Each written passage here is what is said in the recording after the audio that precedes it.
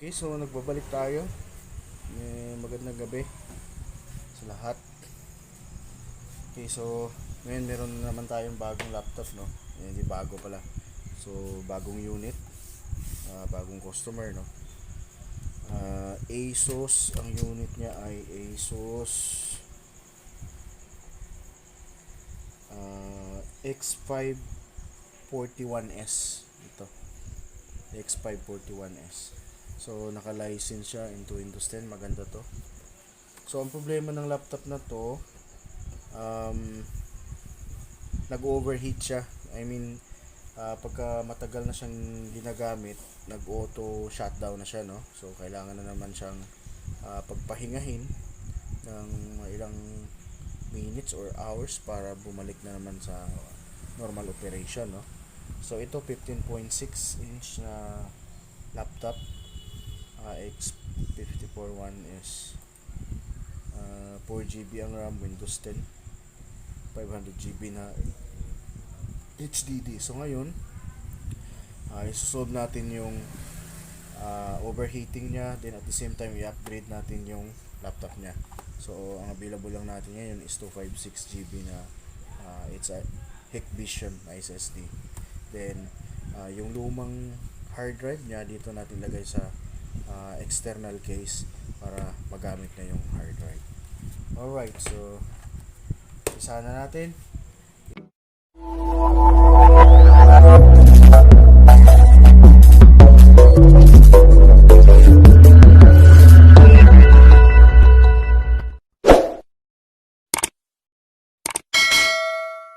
Open natin yung mismong laptop, then check natin yung CPU nito, pati yung fan or heatsink, kung tama ba or kung dry na ba. So para ma-cleaning natin. So let's start. Grab ko lang yung screw ko. Wala pa. Ito yung screw. Okay, so umpisa na natin. Remove natin yung mga screw. Parang hindi natin makita.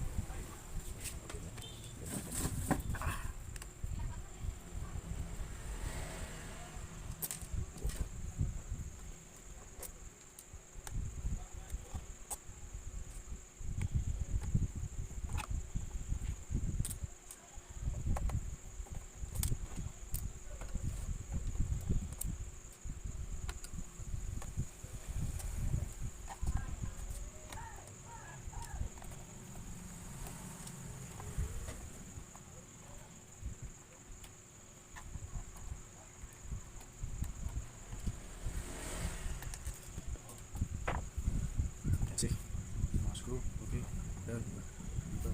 So pag open ito, kailangan natin lang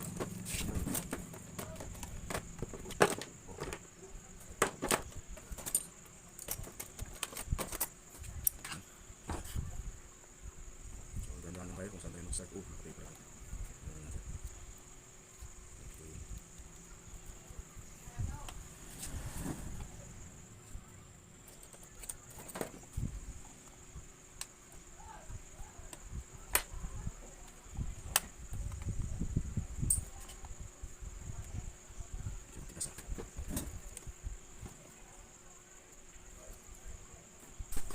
So naka-plastic ano lang siya.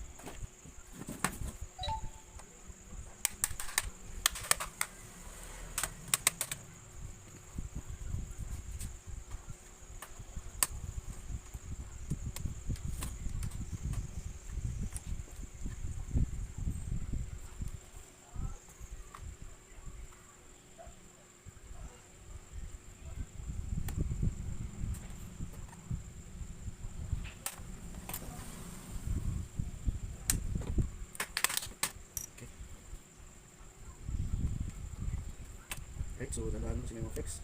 Sa ilalim, may dalawa.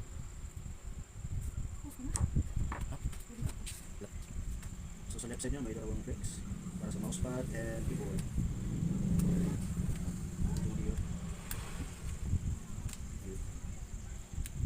Right. So yun natin. Ayan, so ito yung medyo madumi na siya. Ito yung likapok na. So ito yung keyboard at saka yung sa touchpad. So as you can see, medyo madumi na talaga. Ayan. So ito yung mga ayan, okay dito. Visible yung dust niya. So tatanggalin natin ito pati dito na portion, no? Kasi ito yung board niya. Then cut natin. So ganyan lang siya. So start tayo magtanggal dito. isa lang yung wifi niya. Unahin natin tanggalin yung battery bago natin tanggalin yung processor. Kasi, sorry, battery bago tanggalin yung LCD screen. Ito muna ito. Kasi delikado. Baka mamaya yung sira pa yung mga natin. So ito muna yung tanggalin natin. So ilagawang screw dito.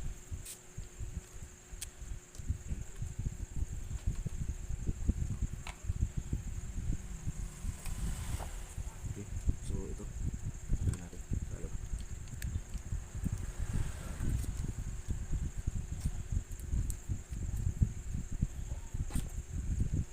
Oops.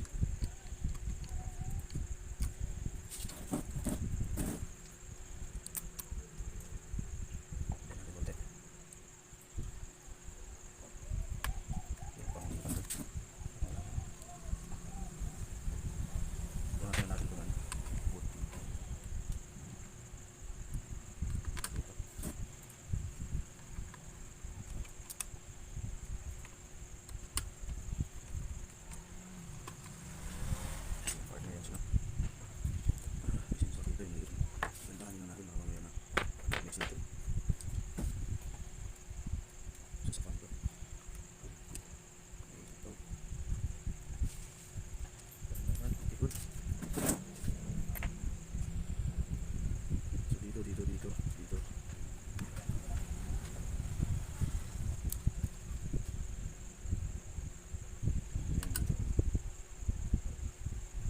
Dito ako.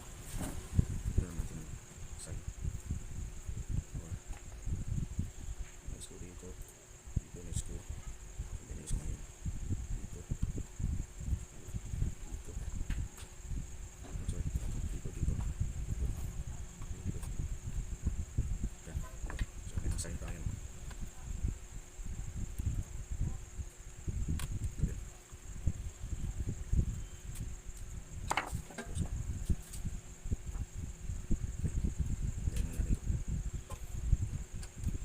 Imagine sa laki ng laptop, no? Yan lang yung laman. Hindi hirap. Laki ng design. Pero maliit ang laman.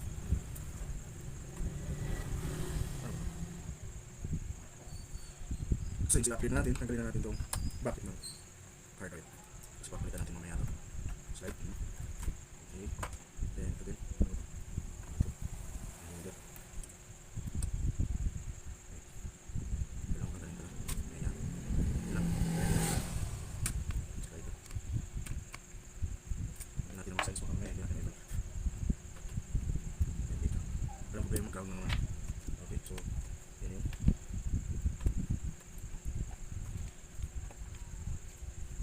Pag-iyan natin.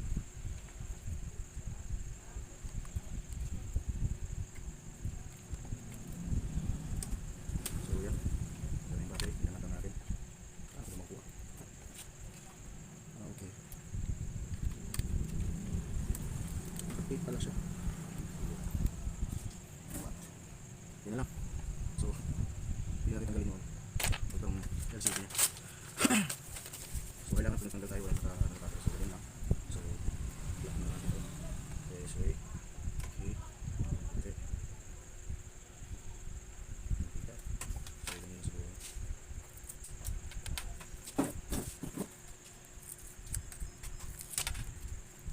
Mastol.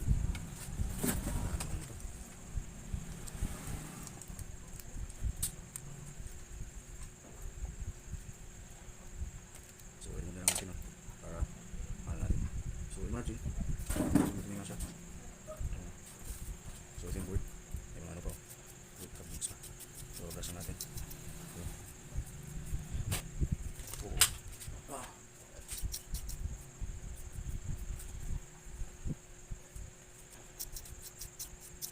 So, itong model na to, no? Naka-inbit dati yung memory niya na 4GB.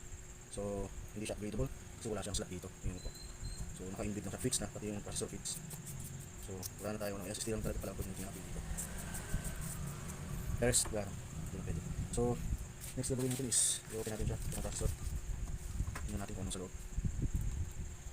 Pandahan na tayo, no? Kasi, nagwalik yung word mo natin. Okay, so, ito na yung pinaka, so, dry na talaga siya. Ito. Yan. Kailangan natin linisan. Ayan. Medyo dry na.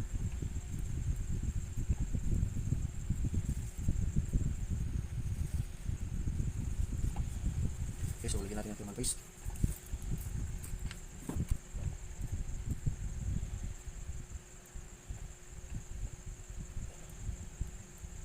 Ngayon wala namang ano po sa matakpan ng natin eh.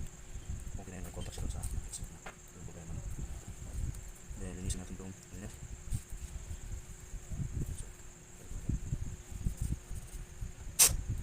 So ito yung heat absorber niya. So balik natin.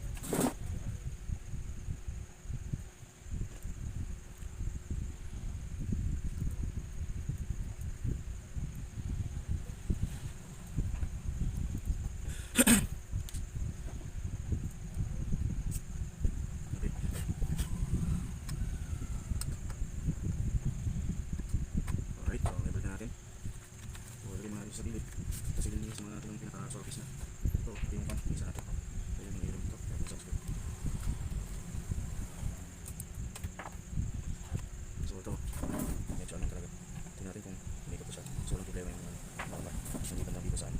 So walang dumi. Okay, lalat. Linisan ko lang.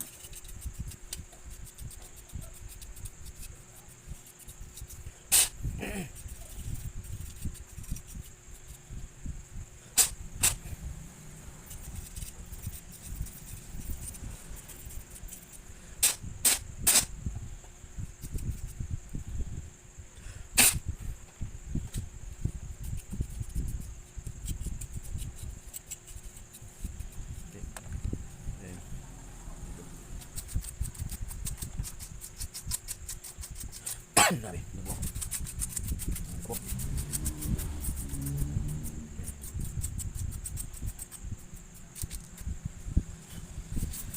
So, ang sweeter nito, may tama na. Ito lang medyo okay, pero parang bibigyan na yun.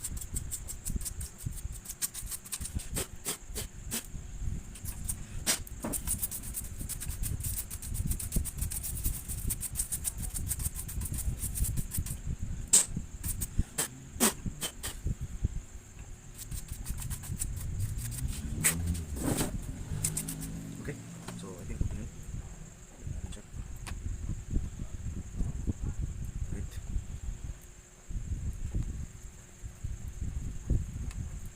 Dito, slide lang.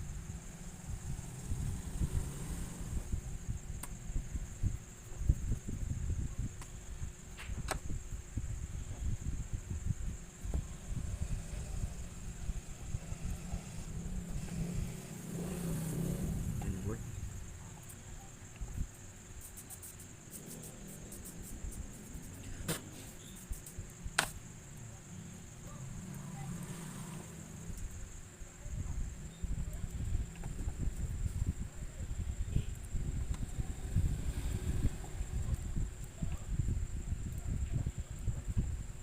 Natin.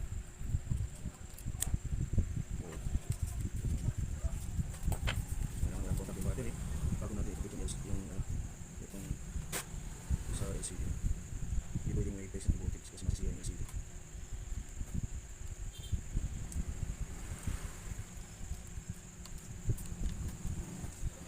Okay, done. So tingnan natin yung video. Dyan. Balik. Tapos naman.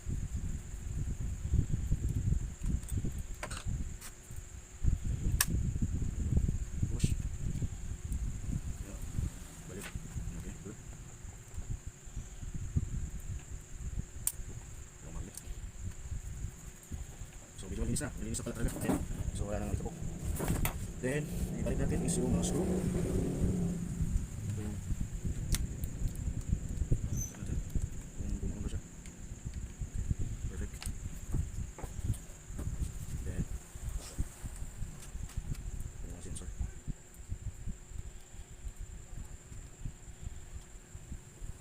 Good. One. Perfect. Tawag natin to.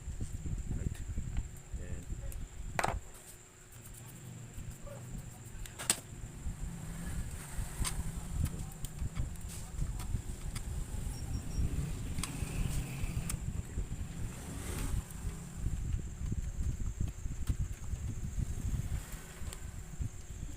so imagine dito yung processor, na heatsink, dito under yung fan, lalabas na, ayos din.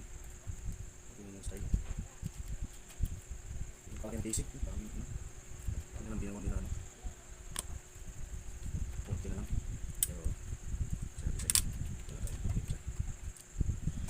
Excuse me, grabe yung tabok ah. Nakaching ako. Ito.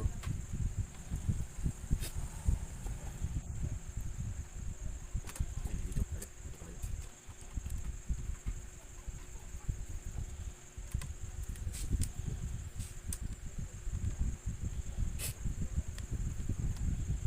So, yung wifi card niya.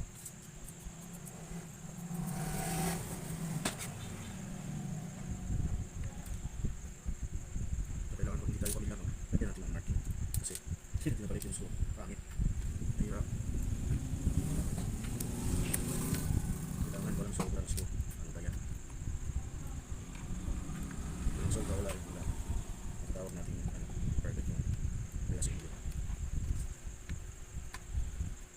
So, ito yung fire.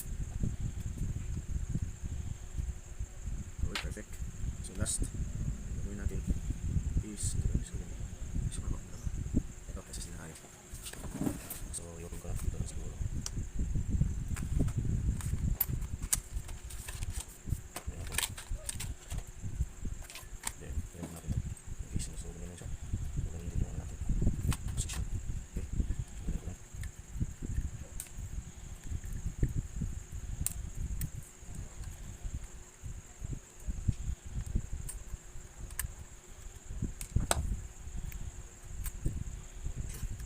Ayan. Ayan. Position. Medyo magaan siya, no? So, bigla yung backup sa system. So, kung paano natin kinuha, yun, papalit.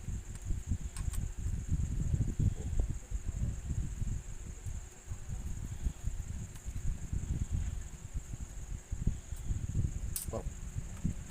Ang hirap ba lang mag-net? Yung scope.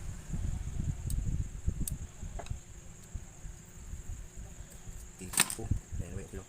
SSD naman ito. Kahit nahadlag pa yan, walang problema. Kasi walang moving parts to eh. Basta huwag lang babasa ito. Hindi kayo mag-uog. Okay. So, ganun na. So, tapak na rin.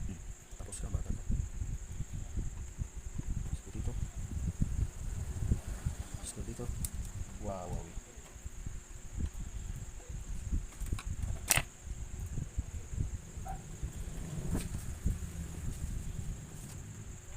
Okay, walang sobrang slow. Kulang. Sakto lang. Meron pa. Wala. So, ito yung gagawin natin dito sa old hard drive niya. So, i-transfer natin dito sa closure. Para meron tayong portable solution. So, ito yung portable solution.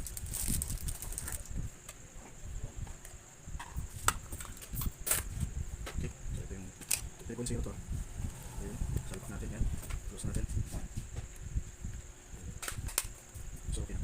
Then, meron yung ano, connector na 3.0. Ito, 3.0 yan. 3.0. Huwag yung 2.0, huwag yung 3.0. Mas mabilis sa 3.0 sa transfer. Alright, so nakikita na natin. Ay, balik na natin. So, ilagay natin yung case nya. Yung saan natin. Kasi yun. Yun ito. Tingnan mo.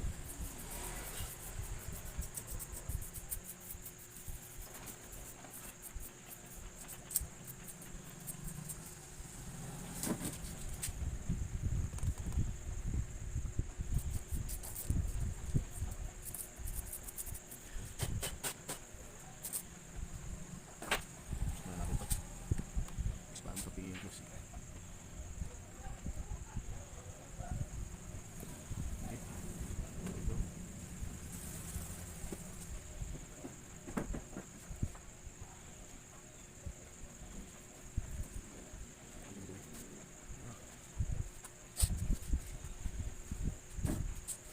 Sir.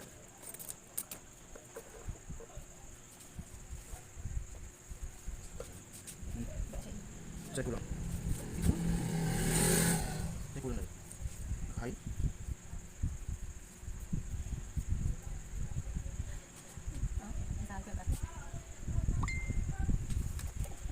Pwede ko ito. Okay, so all good. Ilang minutes ko ito? 30 seconds o 7 minutes. So, kapit na natin. Ito na. Check na tayo. Final check kung balat pa lahat. Ito, screw. Okay, kapit. Good. SSD. So, ito na yung SSD natin. So, plug. Walang long screw. Okay, it's okay. Ayan. Okay, pa-sets maybe. Ano sa ito maybe? Just like that.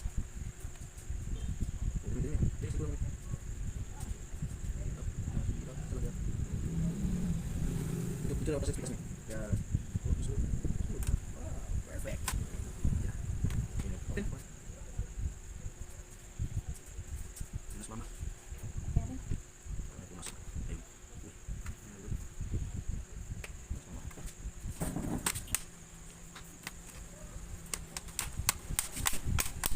So, lahat ng plastic clips lang. Diba?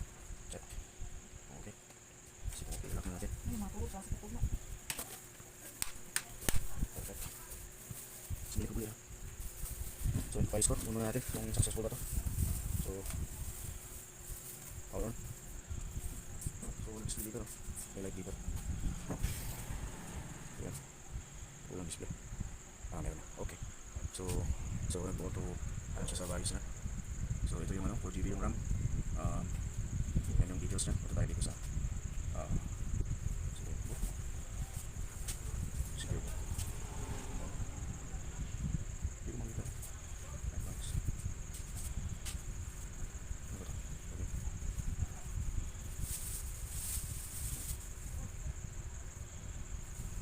Disable. Okay lang.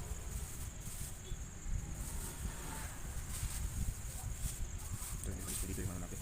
So, meron yan. SATA pala tayo punta. SATA configuration. So, ito na yung natin. Ito yung hard disk natin, 256GB na SSD. Yan. Then, ito yung CD. Okay, so goods na to. Ang gagawin lang natin ngayon, hindi ko na ipapakita sa inyo yung kasi medyo mahaba na. I-reinstall yung operating system nito. So, since ito naman ay license, walang problema kahit magpalit tayo ng bagong SSD. Alright, kasi yung nito nasa board, yung digital license yan. Sa BIOS yata. Okay, so maraming salamat, no. Meron pa tayong next na next video. Itong isa. Acer to. Kasabay ito sila. Batch. Pakita ko lang. Ito yung next na titirahin natin.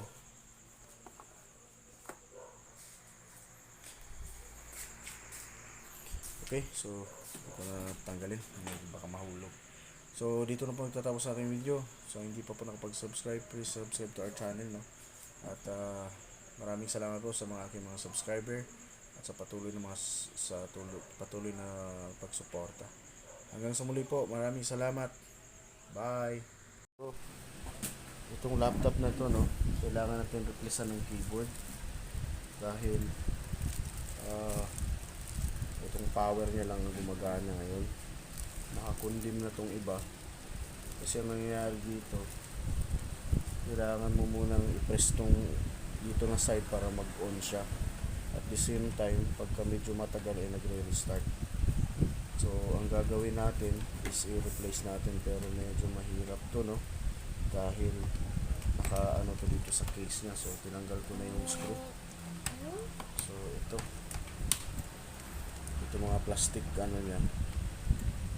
Ito tatanggalin natin lahat to. Medyo madugo. So, ang replacement natin is ito. Bagong replacement. So, focus muna tayo sa keyboard. Ilagay muna natin yung node. Laptop sa kabila. Okay, start tayo.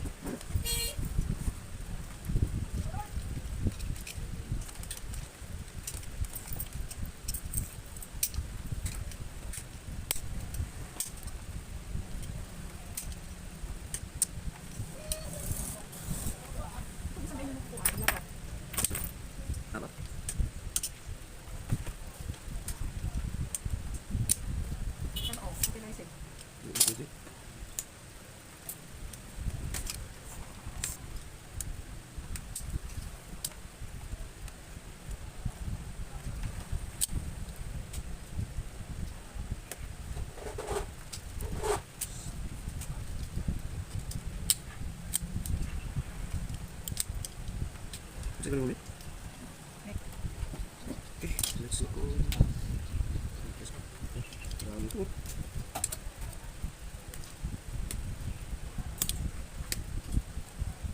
Dami ulit.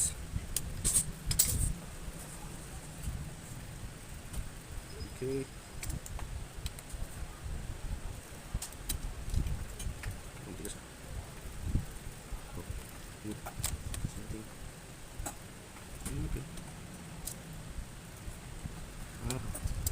na pala ko sa amin dito. Okay. So ito. So ang dami dito, no? Sakay dito.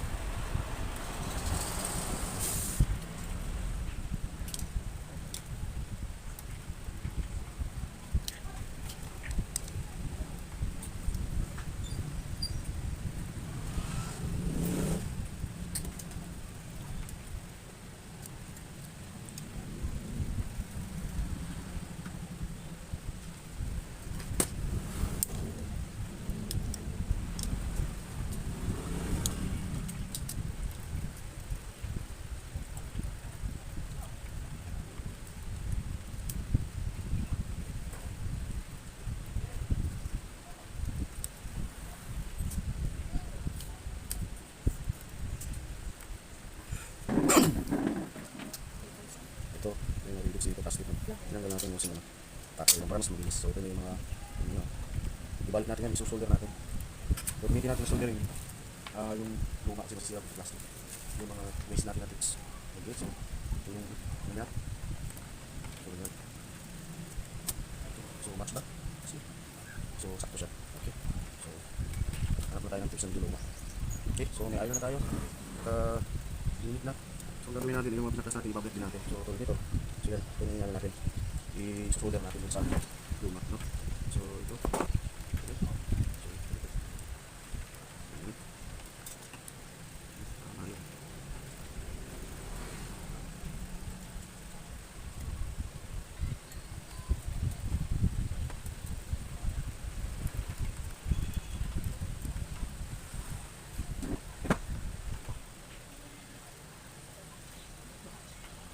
Nagkuhan ko tayo.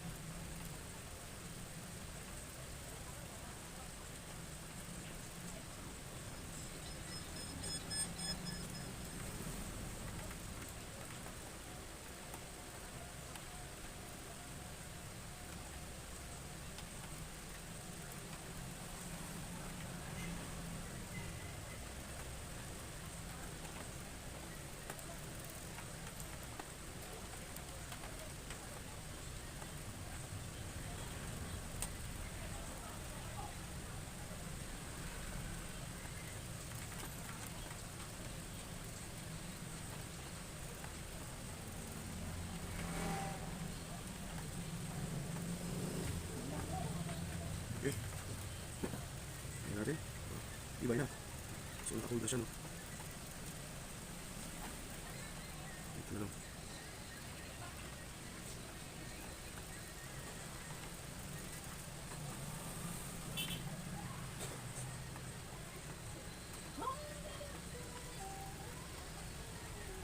So nakahold.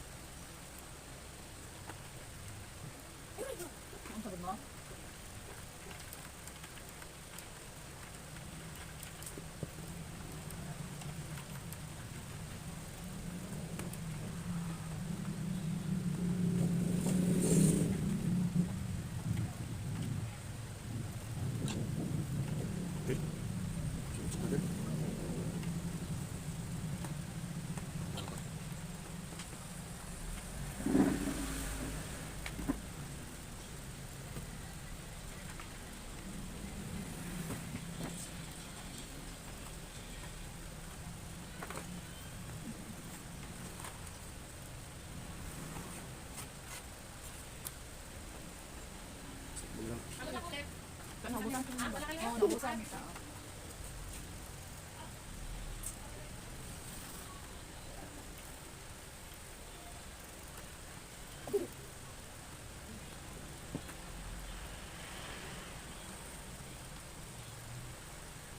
Ito. Ako ulit.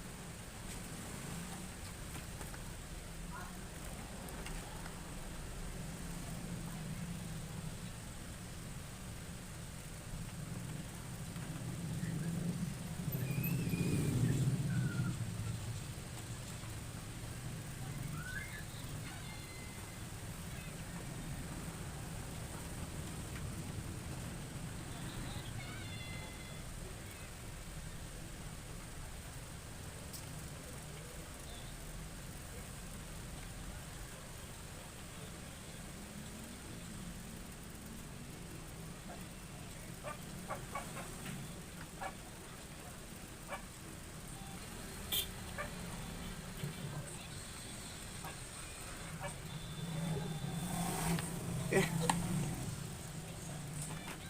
Gusto natin. Diba?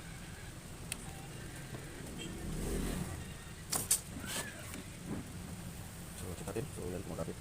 Nagigaya na. Dito. Same. Dito same. So, yan yung dito sa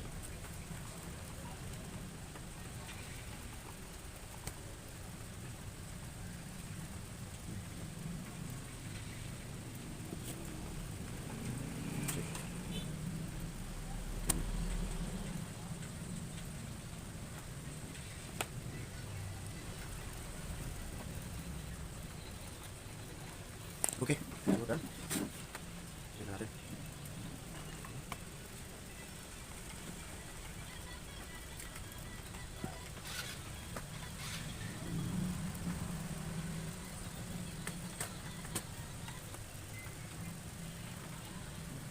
Saan natin kabit?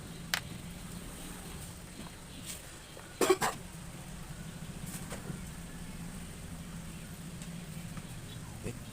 So, ito na yung unit.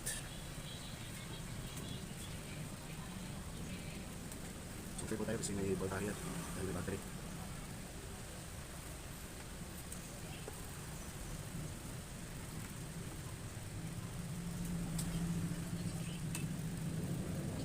Okay. Mas light tuloy. Okay. Maybe. Kasi nalit na ito. Okay.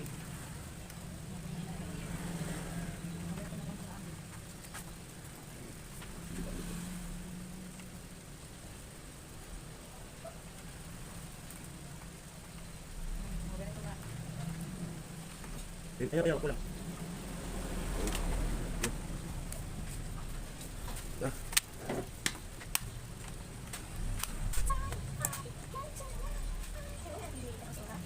So, ang problema nito nung last time, pagka-on mo, magpa-power off siya kaagad. Then grounded ditong lumang keyboard. No? So, may time na gagana siya, may time na hindi.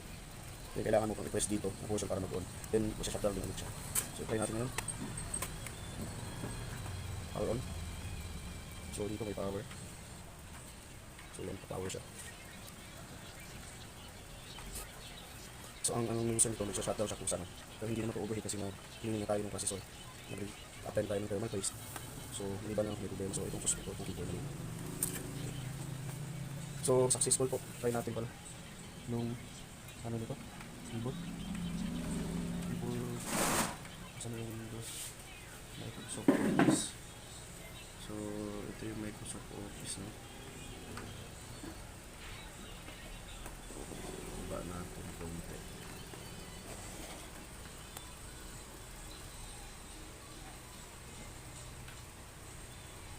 So, mag-type tayo. Q.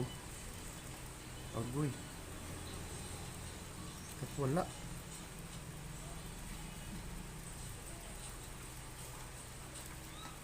Patay. Mayroon pala. Nangyari dun. R, K, U, I, U, P, A, Enter, Z, B,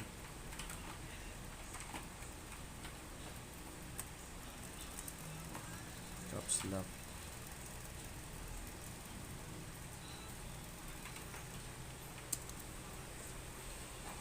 EBR is computer.